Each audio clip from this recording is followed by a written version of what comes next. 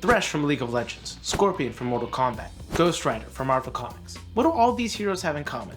Chains. They all use chains as one of their main quintessential weapons, and there's a reason why. They represent this amazing fantasy and a really evocative take, but it is hard to do in Dungeons & Dragons. But I'm here to help with that, so let's talk about it. So, chains in D&D are really difficult to do, and there's really one particular reason why. When you think of a chain, what kind of weapon would you use to represent that in Dungeons & Dragons? A whip. And unfortunately, the whip in D&D is not that quintessentially helpful. However, it doesn't mean it's the only option. But I'm getting ahead of myself. Why do people want to play a character with weapons such as chains? What's so interesting about that? Well, chains are a very fascinating thing for a lot of different reasons. They represent many things that can sort of give an air of ambiance and terrifying presence to your character. Chains represent being jailed, being restrained, being imprisoned. They're this terrifying symbol that represents not being free, of being chained up against your will.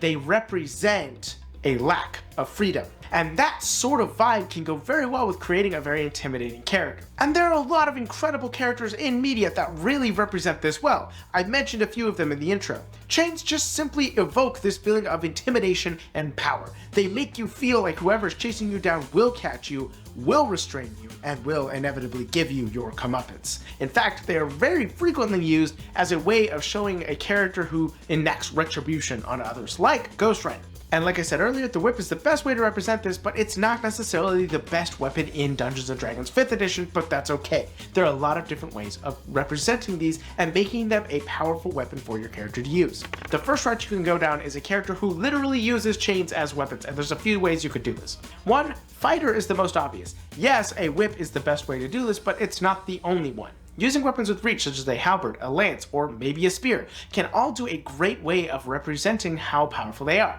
Now keep in mind that the spear does not actually have the reach property, but it is considered a pull-on. The point that I'm making is those things, specifically the ones with the reach property, really actually do very well to represent the idea of using chains. Think about it. Reach causes them to be able to hit further as if you're slinging the chains forward, but it does give you disadvantage if people are too close to you, which again makes perfect sense because as they're right in front of you, you're not going to be able to whip the chain around as you most frequently need. In fact, there are a lot of representations of weighted materials on the end of long ropes used as weapons which had to be used at a distance, and the only way to fight them was to use a shield to get up close to be able to combat them because they would no longer be able to strike you with the weapon. So it makes perfect sense to reflavor those as chains as long as your DM is okay with it. So honestly, I think that's probably the best way to immediately begin to use that as a way of flavoring a chain warden type character. Simply reflavor the reach weapons if you're a martial class, but there are other ways of doing it. Say for example you're playing a rogue, you can't use the reach weapons. It's just not going to work so well because, well, you don't necessarily have the ability to use those and sneak attack. It's not going to work out so well. But there are other ways of going about it. You can actually use the whip to use sneak attack, and honestly I think this is a great way of creating the chain warden character by simply using the sneak attack to substitute what makes the whip weak. But there's more you can do with this. See, weapons aren't the only way to go about it, and there's actually a lot of spellcasting methods that can really nail down how to play this type of character and use chains as a core quintessential part of your character. Let me show you.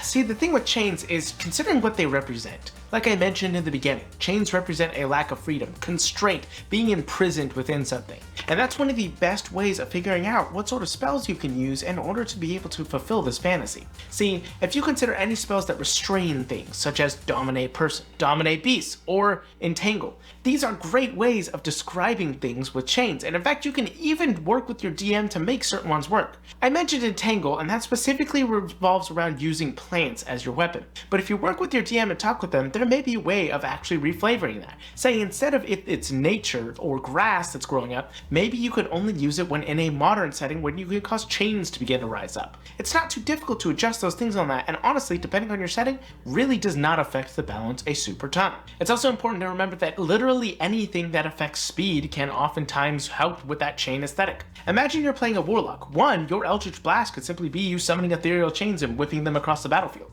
Force damage immediately fits that vibe. But imagine you take Lance of Lethargy and you slow people down with those chains, or even take any of the invocations that allow you to move people around with your Eldritch Blast. Immediately, again, chains really fit that. You can also take some cantrips that do it too. Thorn Whip works perfectly and takes no effort to reflavor into being that chain-like vibe. Or even if you wanted to take something similar, like say, Firebolt, you can summon a fiery chain and whip that at them. What I'm getting at here is chains are actually very easy to flavor. The main thing you want to consider is what do they represent? They can either represent pain, restraint, imprisonment, or retribution, and a lot of those things can really work. I imagine Paladin is a great example of this, taking a giant chain and being able to infuse it with your own righteous energy in order to be able to enact your vengeance. That's a fun archetype and could work really well with that sort of thing. But remember what chains represent. They represent imprisonment. And this leads into the next part, which is asking yourself, why does your character use these? If you're going to use them, it makes a very clear symbol of what your character represents.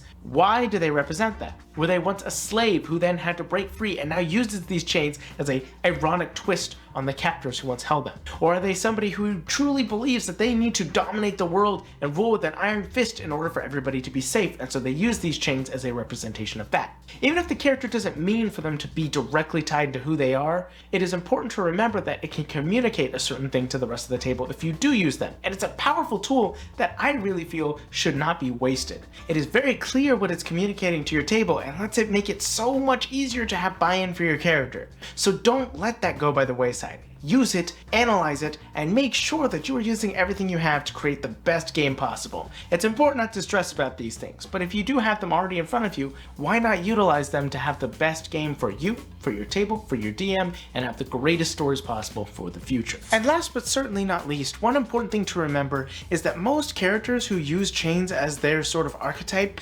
oftentimes have a huge character arc to go through. Imprisonment is something that is typically seen as evil or untoward or unjust, and so having a character who's fully based around that typically will need to go through some sort of character arc. It's important for most of them to generally realize that they are potentially wrong about their actions, or that they have been too harsh on those that they have been chasing down. Now, it's not always the case, but it is pretty common. You'll notice that most characters who have those types of weapons are typically portrayed as evil or needing redemption. Ghost Rider is a great example of this. They are somebody who is a powerful force for vengeance, but many times the actual user of the Ghost Rider powers and the person who lets the Ghost Rider inhabit them has second guesses and wonders if this is the best thing for them to do. The actual entity of the Ghost Rider is typically portrayed as incredibly single-minded, incredibly vicious, and putting vengeance above everything else, and that usually causes the literal inhabitant of the body, who also inhabits with the Ghost Rider, to have a lot of understandable concern. And there's a reason for why. It's because the Ghost Rider, while a force for justice, does so in such a single-minded way. And typically anybody who uses chains as their main motif, their weapon, actual symbol of choice, has something going on that they will need to figure out, because it is such a single-minded symbol. It is a symbol of oppression, and while your character may be using it for other means, it is a powerful, strong, and very evocative symbol. So consider what that is, and consider what question they're going to have to ask themselves before they can fully come full circle and become the character who they were always meant to be, a full, complete person completing their character arc. Chains are such a fascinating and incredible weapon and symbol to use in your games, and I think they're so fun to do, which is why I've made a video about them. But it's totally understandable why so many people wanted me to talk about this. We've seen so many characters able to use these in media, and so we want to be able to replicate that ourselves. But the whip just sucks in D&D. But that doesn't mean that you can't use chains in your game. So go out into the world, make it Joe, and you beautiful bastards. Don't forget to have a great day, and never forget to play your role. See you later. This video wouldn't be possible without the incredible beautiful bastards over on our Patreon. I'd like to give a very personal special thank you to the Divine Bastards, Big D the Cool Guy, BKBW, Diet Blue, Duplicolor, Rocky, Sassy Productions, Sorit, Supreme Court, Tineye, Void Mystic, Volpe Nico, Zombies Were People Too, and all the rest of the incredible people who keep supporting us. We wouldn't be able to do what we do without you guys, and you mean the absolute world to us. Keep being beautiful, keep being amazing, and as always, make the world your own.